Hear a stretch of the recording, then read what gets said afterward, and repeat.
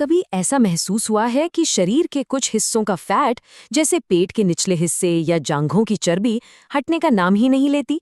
Diet भी कर ली, खूब कसरत भी कर ली, लेकिन वो फैट वहीं का वहीं रहता है। तो चलिए आज इसी जिद्दी फैट की कहानी को समझते हैं।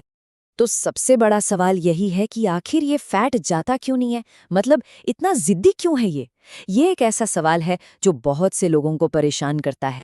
और देखिए, अगर आप फिटनेस इंडस्ट्री से पूछेंगे ना, तो उनके पास एक बड़ा ही सिंपल सा जवाब होता है, टारगेटेड एक्सरसाइज। मतलब जिस हिस्से का फैट कम करना है, बस उसी हिस्से की कसरत करते रहो।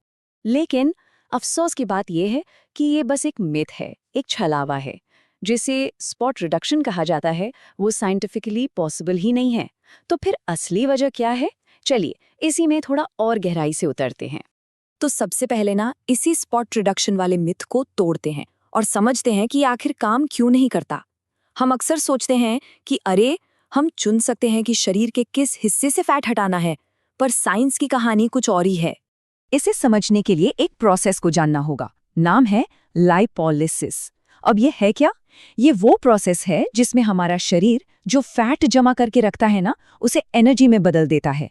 ये एनर्जी फिर खून के जरिए हमारी मसल्स तक पहुंचती है और हम उसे इस्तेमाल कर पाते हैं।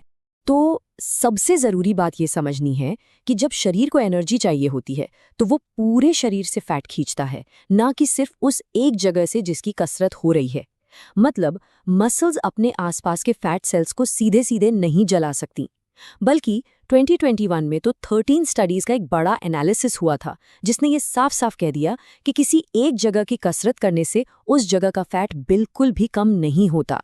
तो अगर कसरत से ये तय नहीं होता तो फिर किससे होता है?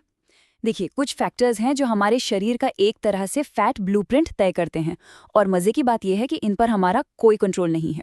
ये जानना ना थोड़ा हैरान कर सकता है कि हमारा फैट कहाँ जमा होगा। इसमें 60%, जी हाँ 60% हाथ हमारे जेनेटिक्स का है। बाकी 20% जेंडर पर और 20% उम्र पर डिपेंड करता है। मतलब हमारे शरीर का फैट पैटर्न काफी हद तक पहले से ही लिखा हुआ है।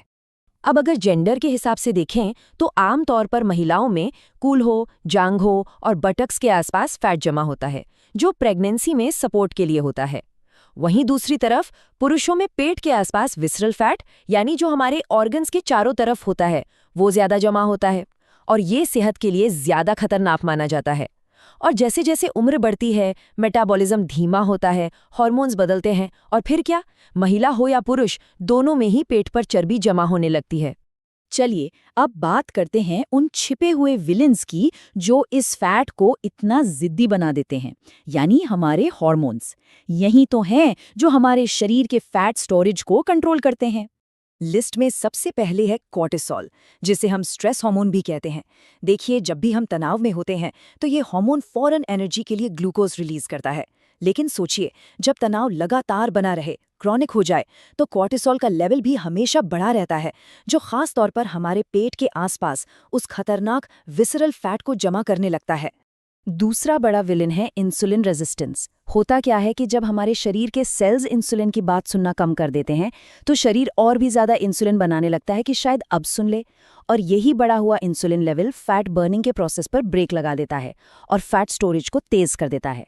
ये समझिए कि शरीर एक तरह से फैट स्टोरिंग मोड में लॉक हो जाता है। आइए अब इस जिद्दीपन के साइंस में थोड़ा और अंदर चलते हैं।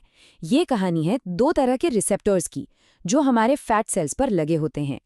इसे ऐसे समझिए कि हमारे फैट सेल्स पर दो तरह के स्विच लगे हैं। एक है बीटा रिसेप्टर्स, जो एक्सेलरेटर की तरह हैं, ये फैट रिलीज को तेज करते हैं। और दूसरे हैं अल्फा रिसेप्टर्स, जो ब्रेक का काम करते हैं, ये फैट रिलीज को धीमा कर देते हैं। अब पहेली सुलझ रही है? पेट के निचले हिस्से, कूल्हों और जांघों जैसे जो जिद्दी फैट वाले एरिया है ना, वहां इन अल्फा रिसेप्टर्स यानी ब्रेक्स की संख्या बहुत ज्यादा होती है। और कहानी यहीं खत्म नहीं होती, कुछ और भी रुकावटें हैं।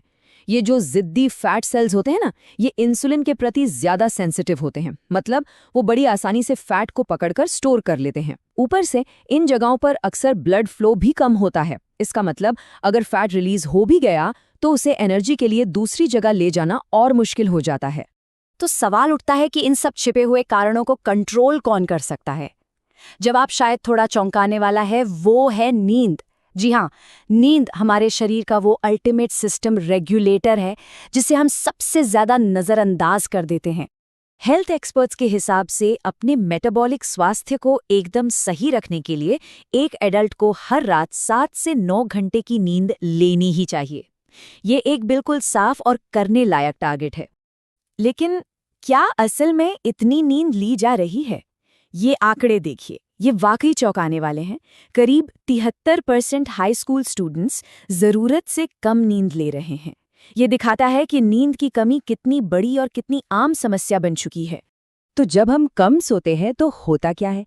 एक के बाद एक गड़बड़ शुरू हो जाती है। शरीर में स्ट्रेस हार्मोन कॉर्टिसोल बढ़ जाता है, इंसुलिन सेंसिटिविटी घट जाती है, भूख बढ़ाने वाला हार्मोन ग्रेलिन बढ़ जाता है और पेट भरा होने का सिग्नल देने वाला हार्मोन लेप्टिन कम हो जाता है।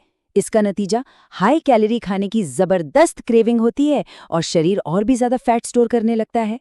तो अब सबसे बड़ा सवाल कि फिर किया क्या जाए? जवाब है एक स्मार्ट और हॉलिस्टिक स्ट्रैटेजी में। मतलब हमें अपने शरीर के सिस्टम्स को सपोर्ट करना होगा, ना कि उनके खिलाफ जंग लड़नी है।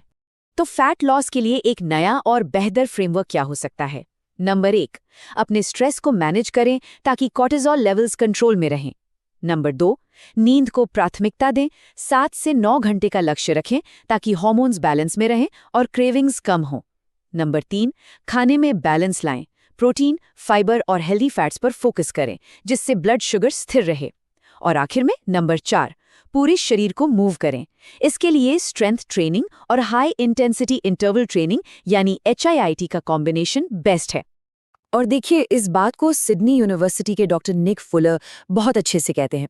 उनका कहना है कि लंबे समय तक सफलतापूर्वक फैट कम करने का राज है वजन को छोटे छोटे मैनेजेबल हिस्सों में कम करना, जिसे आप हमेशा बनाए रख सके। बात पूरी तरह से सस्टेनेबिलिटी और धैर्य की है। तो आखिर में बस एक सवाल, अपने शरीर से लड़ने के बजाय क्या हो अगर हम उसके सिस्टम्स को समझना और उन्हें सपोर्ट करना शुरू कर दें? हो सकता है जिद्दी फैट से निपटने का असली तरीका ये लड़ाई नहीं बल्कि साझेदारी हो।